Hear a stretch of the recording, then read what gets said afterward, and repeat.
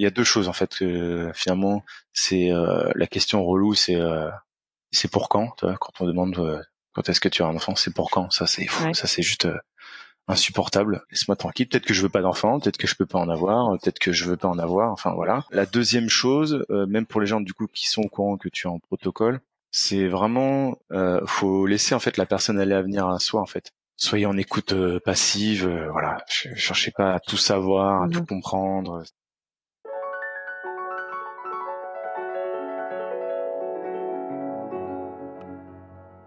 Bienvenue dans Alors c'est pour bientôt, le podcast qui donne la parole aux femmes et aux couples qui rencontrent des difficultés pour concevoir un bébé.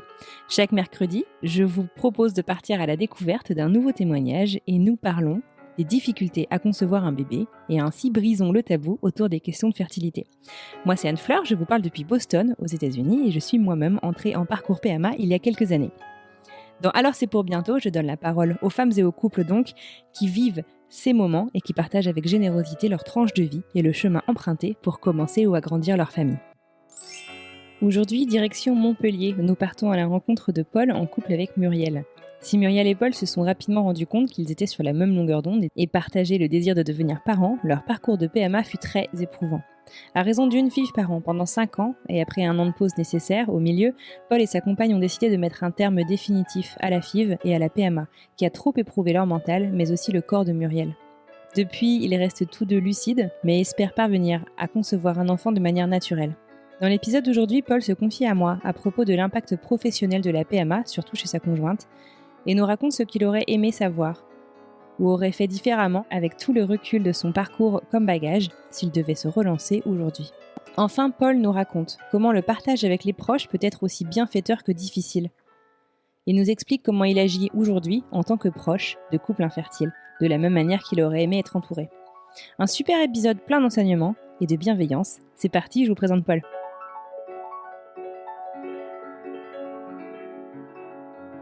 Bonjour Paul, bienvenue sur le podcast. Bonjour. Comment vas-tu et d'où est-ce que tu nous parles ? Je te parle de ma maison située à Montpellier. Voilà, et je vais très bien.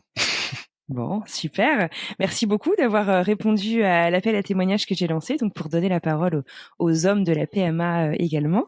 Je pense que c'est super important ce que tu vas faire, partager ton histoire. Avant de rentrer dans le vif du sujet, si je puis dire, et vraiment partager ton histoire, ton parcours, est-ce que tu pourrais te présenter, me dire, je sais pas, quel âge tu as, ce que tu fais dans la vie, à quoi ressemble ton quotidien ? Qu'est-ce que je fais ? Je suis responsable de centre de loisirs. Voilà, j'ai 36 ans et puis là le quotidien il est forcément bouleversé au vu des événements, donc voilà, je télétravaille, voilà, donc je m'occupe comme je peux en attendant la fin de cette galère. Comment as-tu rencontré ta compagne ? Je ne sais pas si vous êtes mariés d'ailleurs. Comment elle s'appelle ? Est-ce qu'on peut partager son prénom ? Elle s'appelle Muriel. Je l'ai rencontrée. Elle m'entend, elle est pas loin, donc j'ai peur de me tromper sur la date. Je l'ai rencontrée il y a un certain temps. Je suis sous pression là, je suis enregistré là. Non, mais écoute, on s'est rencontrés via un site de rencontre, tout simplement. Et puis c'est une affaire qui tourne bien, on est paxé, et puis voilà, ça tourne bien. Yeah, ok, très bien. Et l'envie de bébé avec Muriel, c'est venu rapidement ? Oui, rapidement, parce que en fait, je te dis là, j'ai 36 ans. C'est vrai que là, ça fait 5 ans, pardon, qu'on est ensemble. Et c'est vrai qu'on n'a pas 20 ans. Donc, elle a 2 ans de plus que moi. Donc voilà, la fameuse horloge biologique faisant son œuvre. Voilà, les choses se sont faites assez naturellement en fait dans l'envie d'avoir un enfant entre elle et moi. D'accord, ok, super. Alors donc du coup, vous décidez de vous lancer dans ce fameux projet bébé et comment ça se passe ? Vous étiez tous les deux en bonne santé au moment de vous lancer là-dedans ? Moi, de mon côté, il n'y avait pas de souci particulier, rien à signaler, à part une calvitie naissante. Voilà, on était sur quelque chose de plutôt normal. Après, c'est vrai que pour Muriel, les choses ont été, elle a eu un parcours un peu plus compliqué, donc elle avait un certain nombre de soucis de santé en fait avant de me rencontrer. Et d'ailleurs, en fait, elle espérait, alors que le plus dur était derrière elle en fait avant qu'on se rencontre. Et puis bon, malheureusement, voilà. La vie a fait que. Elle a été détectée très tardivement d'une endométriose. Donc D'accord. en fait c'est via finalement le processus de suivi, enfin via la FIV, etc., qu'en fait on l'a appris qu'elle avait l'endométriose. Alors elle s'en doutait un petit peu parce que c'est quelqu'un qui est très à l'écoute de son corps et voilà, mais voilà, le fait est que elle l'a appris assez tardivement et du coup bah c'est sûr que c'est pas un facilitateur pour Ouais, pour d'accord. la Mais pour la procréation. avant les essais bébés, elle avait pas de soucis particuliers? Non, non, non, non, non, non, non, D'accord, non, OK, c'est ça que j'avais femme pas bien très compris. sport. Enfin, si, pardon, si, quand même. Si, gros souci au niveau gynécologique, quand même. Où elle avait été opérée. Elle a été opérée, en fait, avant qu'on se rencontre. Lorsqu'elle vivait en région parisienne. Donc, si, elle avait été opérée, et donc, fallait un temps de repos pour l'utérus. Mais bon, le temps de repos était passé, hein, donc en fait, dans l'absolu, de manière naturelle, on pourrait avoir un enfant, mais on est dans la case un peu cause inconnue. Voilà. D'accord, OK. Donc Ouais, du coup, vous commencez les essais bébés, ouais. il se passe combien de temps avant que vous vous dites: «Bon, ça ne marche pas, faut peut-être qu'on aille, consulter»? C'est un an ou deux à peu près. Et puis voilà, comme Muriel en fait commence à avoir de nouveau des soucis gynécologiques, c'est vrai qu'on a accéléré en fait le processus d'aller voir l'hôpital quoi pour engager une Mmh. FIV, enfin un protocole en sens large. Ouais, vous saviez que vous aviez besoin d'aide, donc vous êtes allés, voir la médecine, quoi, pour voir Oui, comment est-ce qu'on peut vous aider, là-dessus, quoi. ouais, assez D'accord. rapidement. Ouais. OK, d'accord, et donc qu'est-ce qu'ils vous ont dit, là-bas? Comment est-ce que la prise en charge s'est faite? Vous saviez pas encore à ce moment-là qu'elle souffrait d'endométriose, c'est ça? Non, on l'a su. Enfin, je vais pas dire de bêtises, mais on l'a pas su tout de suite, ça c'est sûr. Mmh. Et puis ça nous a été annoncé d'une manière assez. Ça a été annoncé un peu comme bah vous avez un rhume. Enfin, c'était un peu du même ordre. Donc Ah ouais? ouais, c'était enfin limite, on vous l'avait pas dit. Enfin, c'était presque. Donc c'était un peu abrupt comme façon Ouais. de faire. Vous avez, donc, essayé pendant 1 an ou 2. Ouais, Ça ne marche pas. Vous dites: «OK, bon, bah, on va aller voir la médecine va nous aider». Mais concrètement, du coup, on vous propose quoi? Puisqu'on ne sait pas ce que vous avez à ce moment-là. On vous ouais, fait, des batteries d'examens, j'imagine, et ouais, voilà, on ouais, vous suggère quoi? On vous explique quoi? Ouais, tous les trucs possibles imaginables pour elle et moi. Et puis c'est vrai qu'avant avant la prise en charge PMA, voilà, les choses me reviennent. Le dossier avait été classé dans la catégorie infertilité inexpliquée parce qu'en fait tous les feux étaient ouverts au niveau hormonal, etc. Sauf que en Mmh. fait il a été quand même été repéré, si je ne dis pas de bêtises, qu'il y avait une adénomiose, si je me ne trompe pas de terme. Mais bon, dans l'absolu, naturellement, ça pouvait se passer. Mais néanmoins, il reconnaissait qu'au vu de l'endométriose, en fait, enfin les fibromes, pardon, on gênait en fait le processus, quoi. D'accord, OK, mais ça, donc c'est venu a posteriori puisqu'ils s'en sont rendus compte qu'il y avait de l'endométriose que plus tard? Ouais, tout à fait. D'abord, en fait, les fibromes qui ont D'accord. été repérés, et ensuite, dans un deuxième temps, l'endométriose nous a été annoncée. Voilà. OK.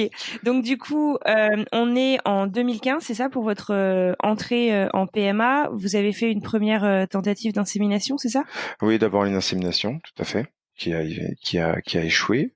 En 2016, il y a eu une FIV annulée parce qu'il y a une ovulation spontanée, en fait, sur un moment où personne n'y s'y attendait. D'accord. 2017, une FIV avec deux embryons qui ont été perdus à la décongélation. Ah mince, OK. Voilà, la loose. Chose qui arrive très rarement, mais bon, voilà. Mmh. 2018, du coup, on fait le choix parce que enfin, tu le sais quoi, c'est très très très très prenant Mmh. physiologiquement, pas intellectuellement, mais en termes Psychologiquement? ouais voilà, émotionnellement quoi, je dirais même. Bien sûr. Donc on décide de faire un an de pause de PMA, pilule en continu pour soulager les douleurs et reprendre une vie professionnelle entre guillemets normale. Normale, Mmh. normal comme ça peut être normal quand on a une endométriose assez péchue. Ouais, d'accord. 2019, du coup, de nouveau mars, une FIV avec un embryon de nouveau perdu à décongélation. Ah merde. Ouais, et puis, écoute, après la dernière tentative avec une fille avec trois embryons, transfert de deux embryons. Mmh. Et en fait, ce qui est assez fou dans le parcours, c'est que c'était qu'à la dernière FIV qu'on a réussi en fait à avoir un transfert d'embryon. Et donc Ah ouais. deux embryons ont été transférés, mais bon, voilà, sans résultat derrière. D'accord, donc ouais, finalement, on vous a déjà vachement espacé aussi, les FIV, malgré le fait que les transferts n'aient pas toujours eu lieu. Oui, oui, tout à Euh, fait. Oui, parce qu'en Vous fait, avez eu une FIV par an, ouais, à peu près, quasiment? voilà. Ouais, parce qu'en fait, il fallait. En fait, il y avait deux enjeux qui étaient à la fois le repos Mhm. pour elle, pour qu'elle puisse souffler en fait entre deux Ouais, le corps protocoles. prend cher, bien sûr. Voilà, le corps prend cher et malheureusement, elle en a plus ou moins la facture encore aujourd'hui. Ouais, Et puis, il y a l'aspect vie professionnelle parce que ouais. en fait, on est arrivé il y a pas si longtemps que ça, enfin en 2015 d'ailleurs, 2014 pour elle à Montpellier, et du coup, voilà, il y a eu malheureusement une certaine instabilité professionnelle.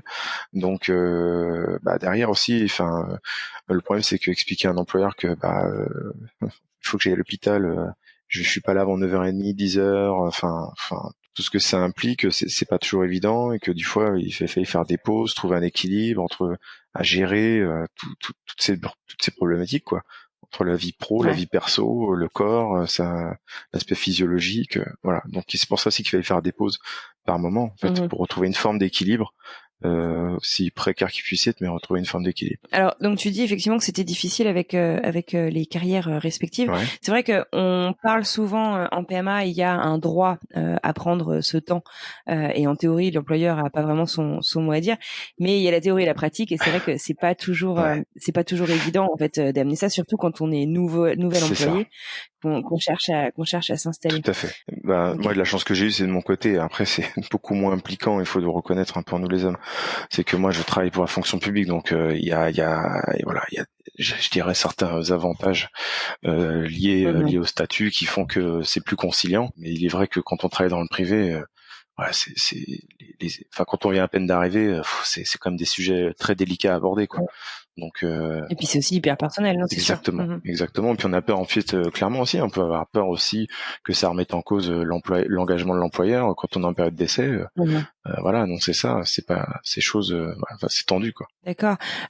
Donc, vous en avez parlé tout au long de ce parcours avec votre entourage, vos amis, vos familles? Ouais, alors tout à fait. On en a parlé à la famille.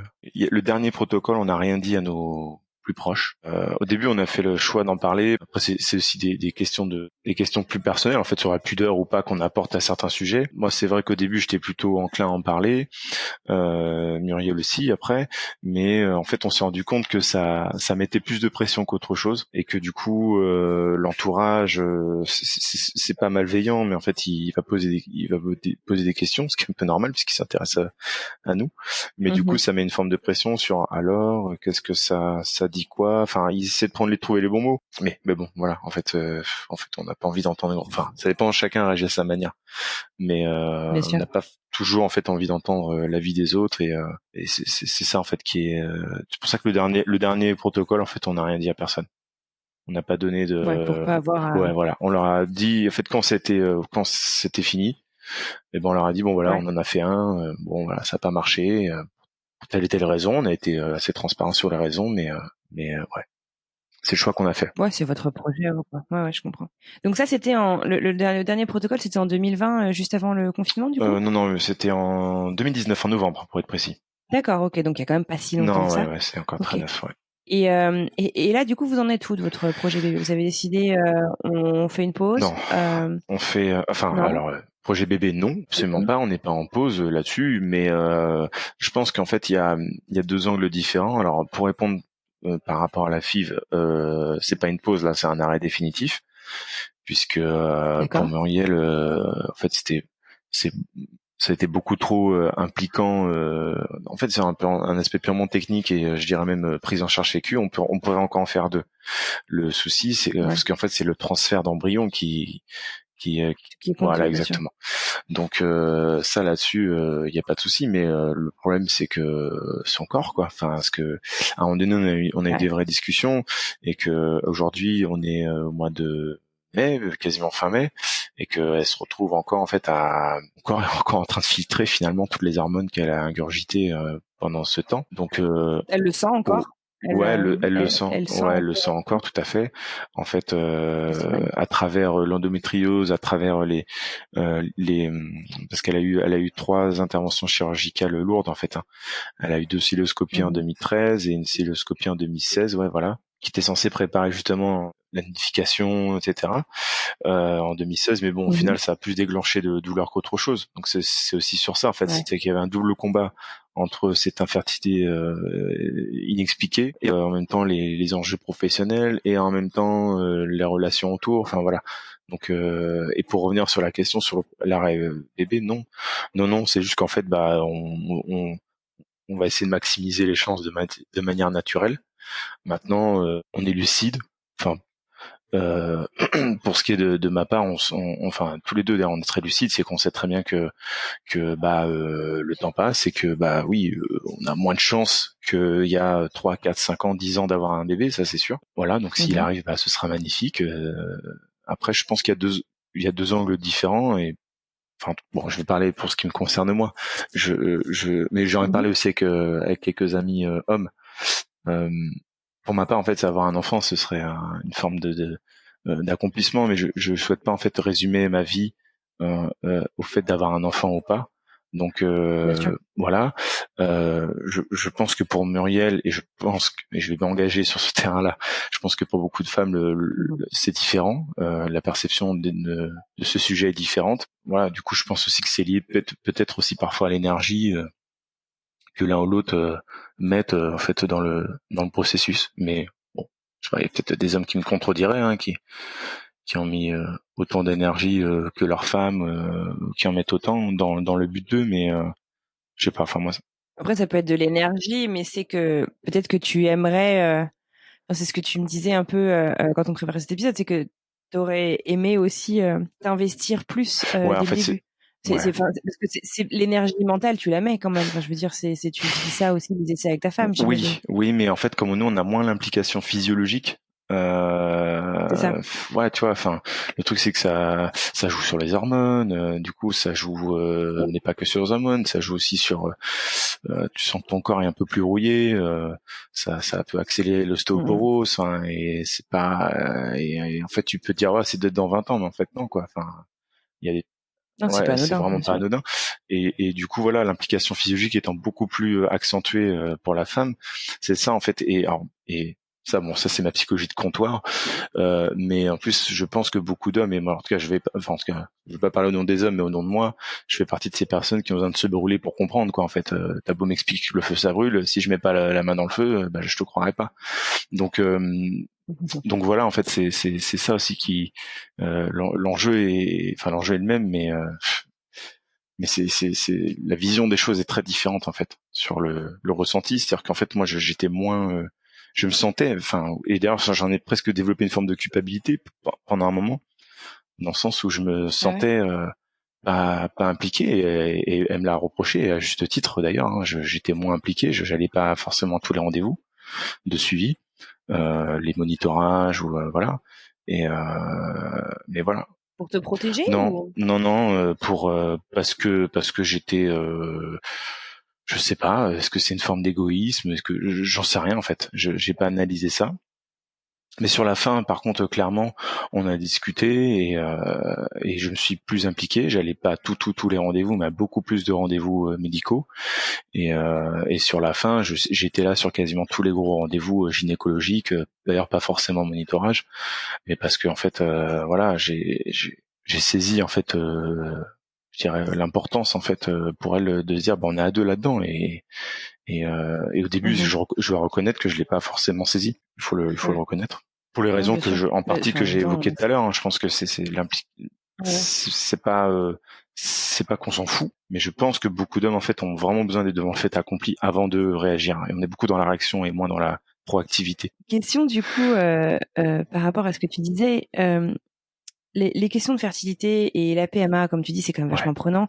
Dans le couple, on est souvent déséquilibré puisqu'on vit pas les choses au même Mmh. rythme, on n'assimile pas les choses au même Ouais. rythme non plus.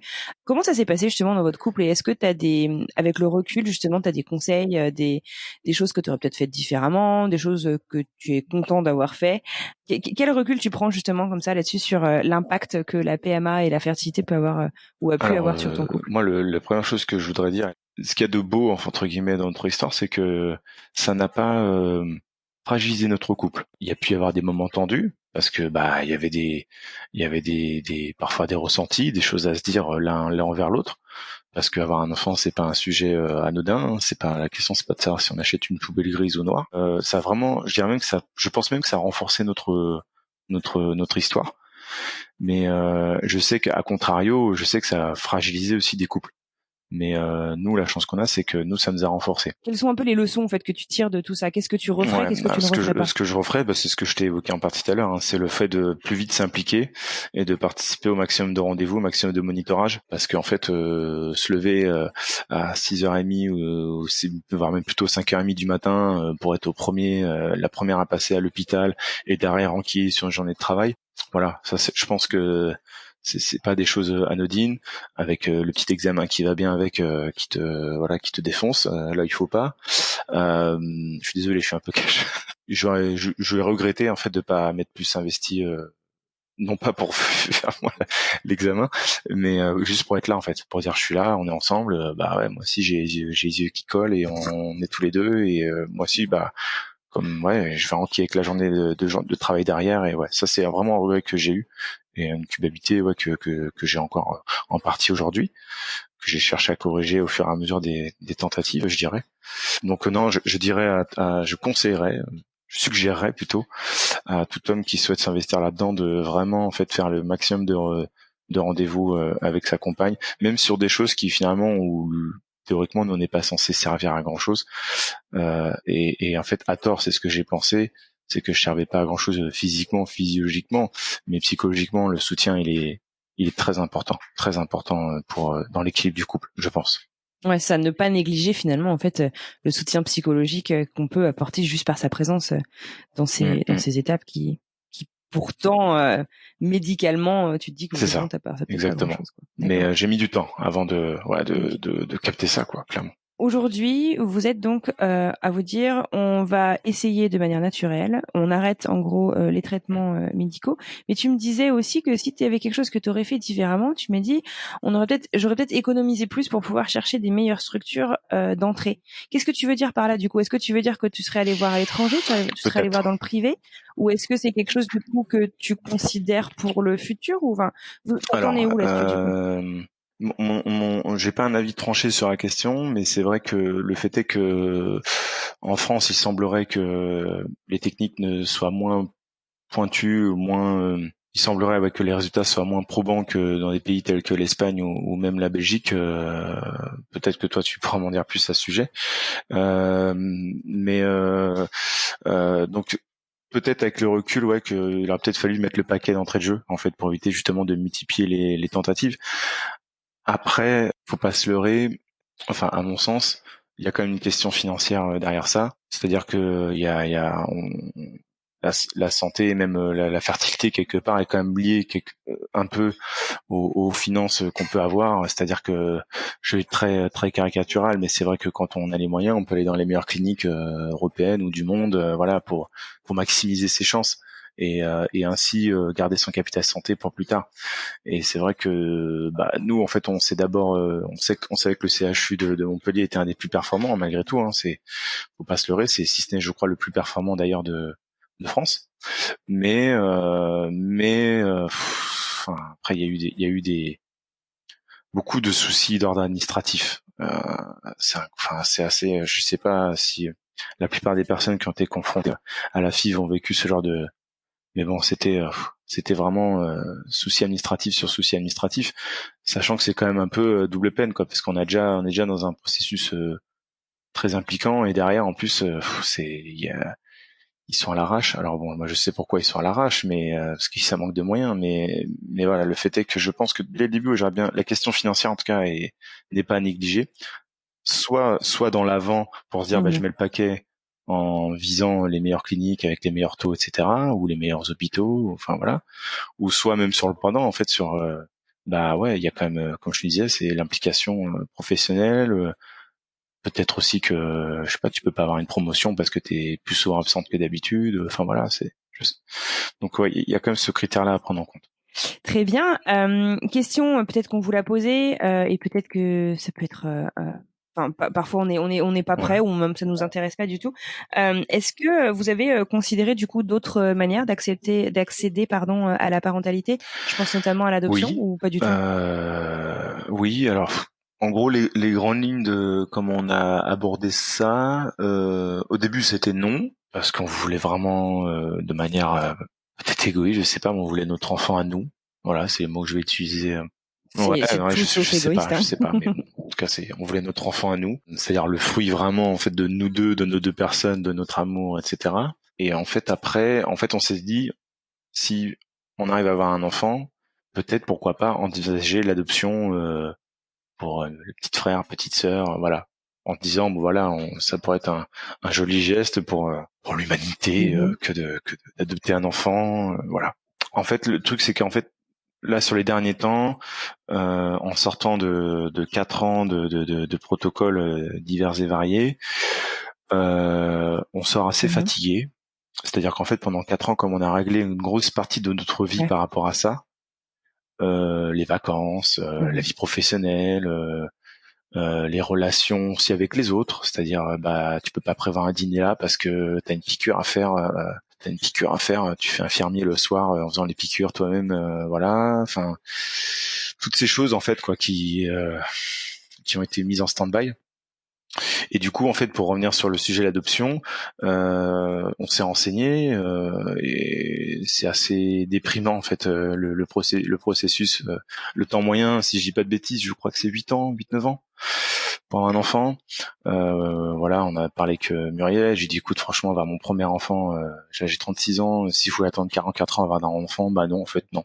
Je, moi, ça me Mhm. branche pas. Donc c'est plus les délais en Ouais, fait aujourd'hui, ouais, je pense qu'en enfin fait c'est qui. plus les délais et tout ce que ça implique derrière de travail administratif, enfin de travail, le mot n'était pas adapté, mais Mhm. d'implication administrative. Ouais, Si, c'est une voilà. charge C'est bon, on a fait administrative 4 ans qui est conséquente, bien sûr. à essayer de jongler comme on pouvait déjà par rapport au protocole Le FIV. On se voyait pas. Peut-être que Mhm. ça va changer, hein, je sais pas, mais on se voyait pas se relancer de nouveau dans un nouveau combat, quoi. En fait, voilà, on est une certaine fatigue. Là, Ouais, en fait, on a vraiment ouais, envie de bien sûr. redevenir un couple pleinement. Peu Exactement, d'insouciance et voir où exactement, la nature nous exactement. amène, quoi. Merci beaucoup. Avant que nous nous quittions, est-ce qu'il y a quelque chose d'autre dont tu aurais voulu parler? Les podcasts sont souvent, finalement, c'est les premiers concernés qui écoutent les podcasts. Maintenant, mon message s'adresserait plus finalement aux proches, qui encore une fois, pour nous, ont été bienveillants. Il y avait pas de, il y a deux choses en fait. Finalement, c'est la question relou, c'est pour quand, tu vois, quand on demande quand est-ce que tu as un enfant, c'est pour quand. Ouais, Ça c'est juste insupportable. Fous-moi la paix, c'est dur, ouais. laisse-moi tranquille. Peut-être que je veux pas d'enfant, peut-être que je peux pas en avoir, peut-être que je veux pas en avoir. Enfin voilà. Et Mmh. la deuxième chose, même pour les gens du coup qui sont au courant que tu es en protocole, c'est vraiment de se mettre à la place d'eux et se mettre dans une position presque d'attente et pas de poser des questions en fait pour savoir comment ça va, comment ça se passe, etc. Faut laisser en fait la personne aller à venir à soi en fait. Euh, si j'ai un protocole, toi t'es dans le protocole, moi je mettrais vraiment dans une stratégie de voilà, je te laisse ouais, de l'écoute, Écoute. voilà exactement, et pas de. Mais après bon, je sais que souvent les gens ils font ça parce que c'est plus finalement pour leur propre. Ils s'inquiètent eux-mêmes pour toi et du coup par voie de résonance ils te posent des questions.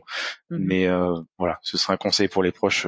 Soyez en écoute passive, voilà. Cherchez pas à tout savoir, à tout Mmh. comprendre. Il y a C'est vrai que c'est un équilibre tout qui est à aussi fait. difficile à trouver pour les proches, parce que ils ont envie de montrer aussi, je pense, pour avoir Ouais, été des 2 côtés un peu du truc, tu as envie de montrer tout que à tu fait, t'intéresses tout aussi, à en fait. fait. Tu as envie de montrer que que Mm. t'en as pas rien à faire, mais tu te sens en même temps démuni et tu sais pas trop comment amener les Ouais, choses. ouais, T'as tout à envie de fait. dire que t'es là en fait, tu vois que si Mm. t'as envie de parler, t'es là, mais tu te sens facilement. Puis pour avoir été du coup du côté du couple qui galère, ça peut Exactement. être aussi intrusif en fait. Ouais. Il y a des moments en fait où t'as juste pas envie d'en parler et j'ai un invité tu vois qui me disait ça il y a quelques semaines et je trouvais que c'était très bien dit.